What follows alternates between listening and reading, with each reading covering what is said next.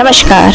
Indian news के तमाम दर्शकों का श्री दर्शन में मैं सुमन कुनोजे स्वागत करती हूँ। आज श्री दर्शन में हम दर्शन करने चल रहे हैं नेवई मरोदा बैकुंठ धाम मंदिर, जहां हम दर्शन करेंगे माता रानी के, भोलेनाथ के और हनुमान जी के। तो आइए चलते हैं दर्शन करने बैकुंठ धाम मंदिर।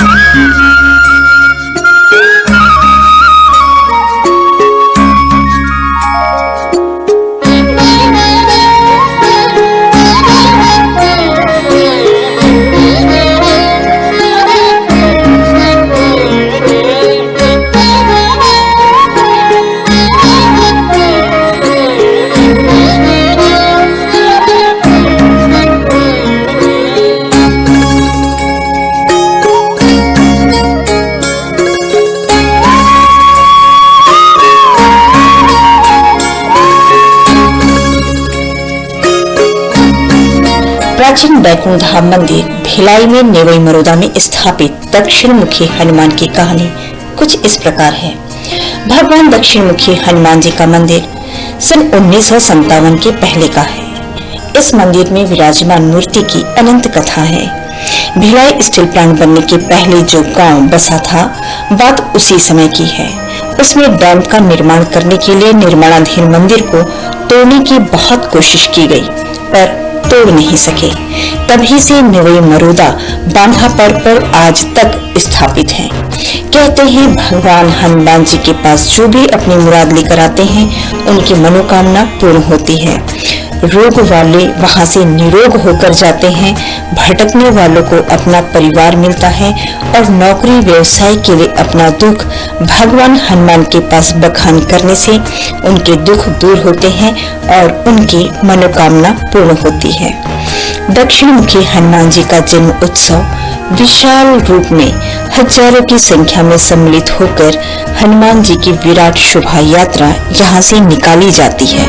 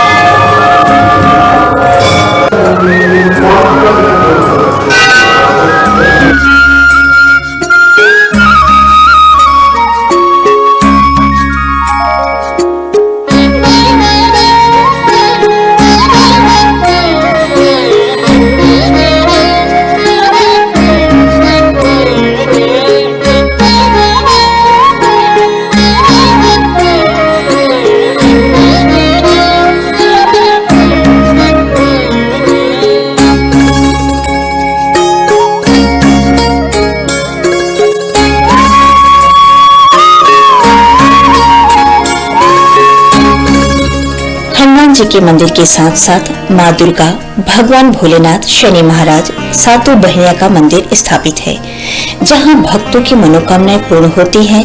साथ ही ग्राम देवी शीतला माता का मंदिर है, जो गांव के लोगों को शीतल एवं शांति प्रदान करती है। प्राचीन बैकुंठ धाम मंदिर में चैत्र नवरात्र में जोत जवारा बोकर अपना मन इच्छित फल पाने के लिए जोत जलाया जाता है। जोत जलाने से पहले जवारा ज्योति कलश को बोने के लिए मां शक्ति की पूजा पहले की जाती है, जिन्हें छत्तीसगढ़ में सातों बहनियां माता शक्ति कहा जाता है।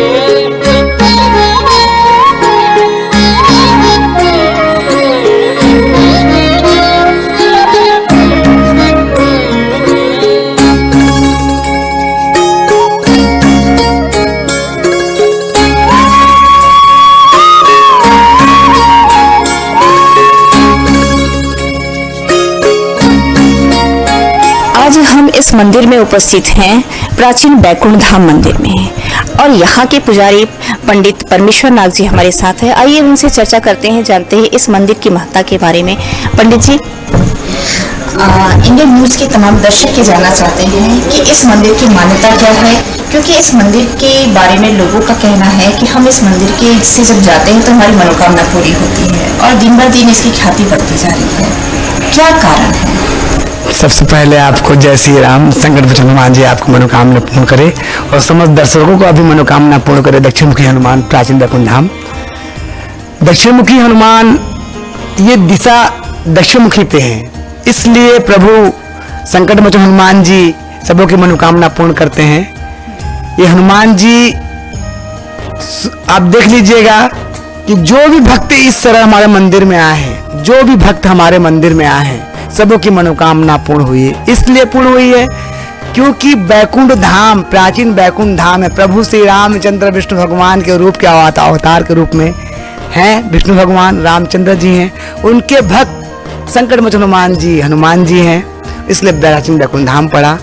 और दक्षिण मुखी हनुमान है, इस दिशा पे हैं दक्षिण मुखी हनुमान जी। दक्षिण मुखी हनुमान जी हमेशा सबों के मनोकामना पूर्ण करते हैं। रोग दोष निकट नहीं आवे, महावीर जब नाम सुनावे, नासे रोग हर्ष पीरा, जपत निरंतर हनुमंत बलबीरा। ये आपने सुना होगा कहावत, दोहा रामायणों में लिखा है, हनुमान चालीसा में पढ़ा है।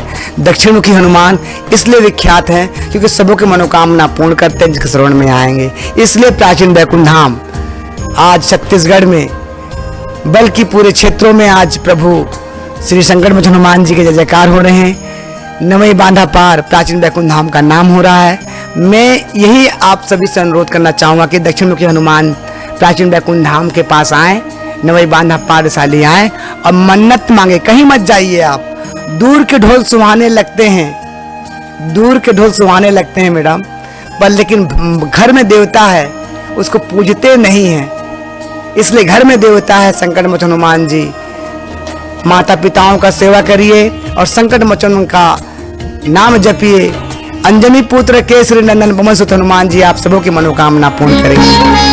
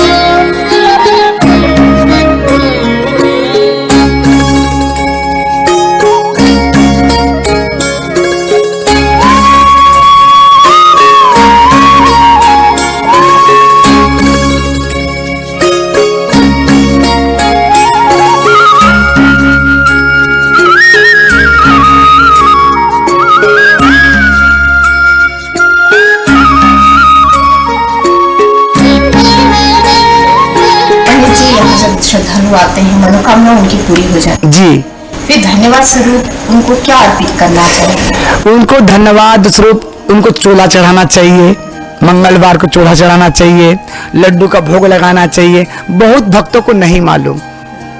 मैं ये बताना चाहूँगा, संकट मोचन हनुमान जी, दक्षिण मुखी हनुमान जी के पूजा पाठ में चोला चढ़ाइए, सद आपकी मनोकामना पूर्ण होती है। तो लड्डू चढ़ाइए, गुड़ चढ़ाइए, चने चढ़ाइए। चोला का तात्पर्य चमेली का तेल, चमेली का तेल बंधन है, हनुमान जी को भेंट होता है और सबों की मनोकामना पूर्ण करते हैं। यहाँ कोई विशेष पूजा अर्चना की जाती है या सामान्य तौर पे जो पूजा अर्चना की जाती है वही? नहीं, यहाँ पर विशेष पूजा होता है। हमारे यहाँ संकट मोचन हनुमान, दक्षिण मुखी हनुमान आज 13वां वर्ष हो रहा है। हमारे पदाधिकारीगण मंदिर के समस्त सदस्यगण, संरक्षकगण पूरे विशाल रूप से बल, हिम्मत, धन, समय के साथ काम कर रहे हैं। लोग अपना समय दे रहे हैं और जिससे आज 13वां वर्ष इतना विशाल कार्यक्रम हुआ, मैं धन्यवाद देना चाहता हूं जिन्होंने आप प्रचार के पेपर के माध्यम से, टीवी के माध्यम से प्रचार किए। अभी अभी 6 तारीख को हनुमान जन्मोत्सव हुआ।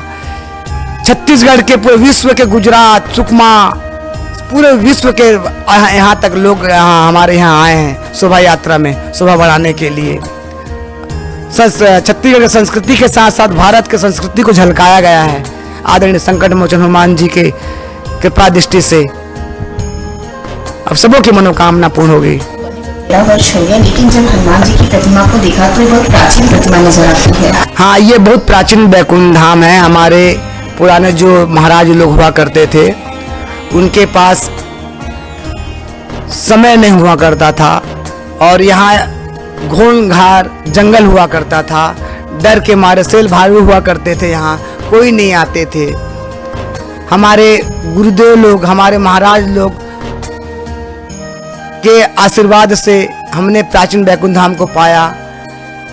1957 से के पहले का आज संकट मोचन हनुमान जी हैं। प्लांट नहीं बना था भिलाई में, तब के हनुमान जी हैं। डैम नहीं बना था, तब के हनुमान जी हैं। विशेष कथन ये कह दूं मैडम आपको मैं इस टीवी के माध्यम से, दक्षिण मुखी हनुमान प्राचीन बैकुंठ धाम एक कीर्तिमान, शक्तिमान, दयामान भगवान है जो प्लांट डैम खोदने से पहले बड़ी बड़ी गाड़ियों को भगवान संकट मोचन हनुमान जी को यहाँ से हटाएंगे बोल के बोल रहे थे, लेकिन बड़ी बड़ी गाड़ियां नहीं हटा सके मैडम, बिगड़ जाती थी, पूरा बिगड़ जाता था। वो हमारा स्टेशन में उधर रेलवे का जो है क्षेत्र बना हुआ है, वहां से जाना था डैम को, पर इंजीनियर लोग के सौजन्य से आज इस मंदिर को छोड़ा गया और हमारा नेवई बांधा पार डैम को आज यहाँ से लाया गया। इस संकट मोचन हनुमान जी कृपा दृष्टि से आज भिलाई प्लांट बचा हुआ है।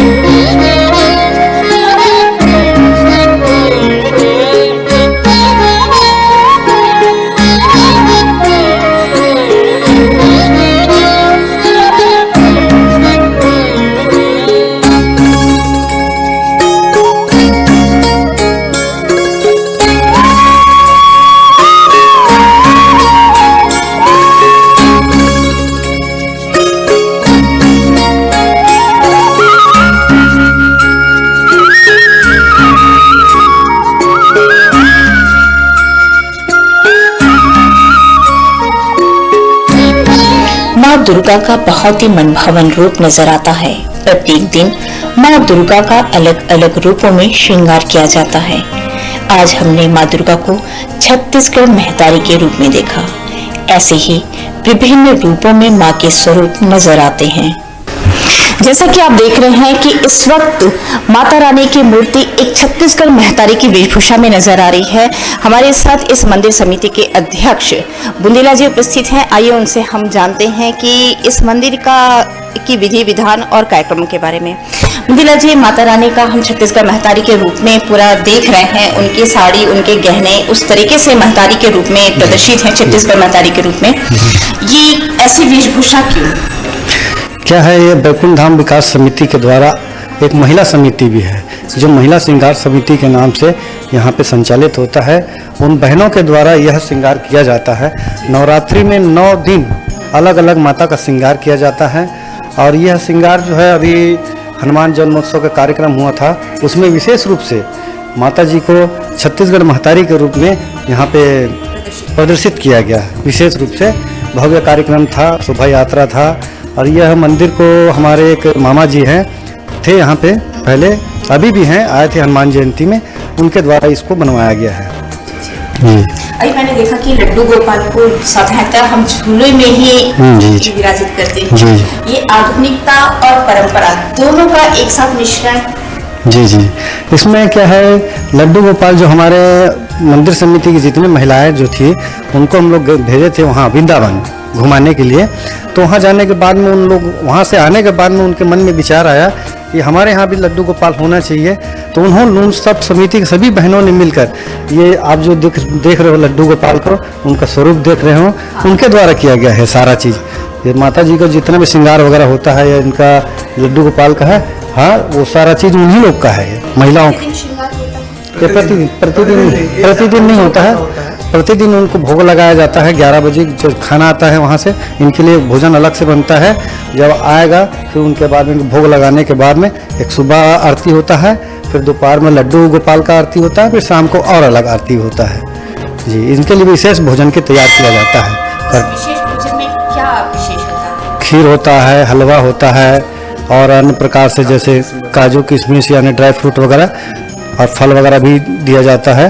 कभी दूध दिया जाता है, कभी दही, इस तरीके से अलग अलग दिन अलग अलग प्रकार से उनके दिया जाता है। लड्डू वगैरह सारा चीज़ व्यवस्था किया जाता है, उन बहनों के द्वारा किया जाता है।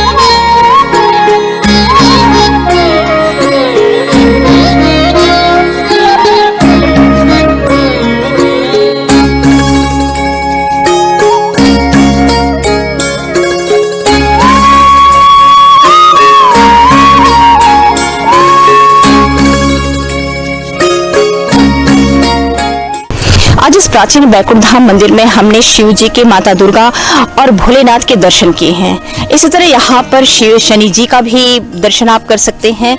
विभिन्न देवी देवताओं के यहाँ पे प्रतिमाएं स्थापित हैं। लोग अपनी मनोकामना लेकर यहाँ पर आते हैं और माता रानी, भोलेनाथ और हनुमान जी के दर्शन कर अपनी समस्याओं को उनको समर्पित कर अपनी इच्छा पूर्ति कर यहाँ से प्रस्थान करते हैं। श्री दर्शन में आज इतना ही। सुमन कनौजे को दीजिए इजाजत। कैमरा पर्सन अरुण के साथ नमस्कार।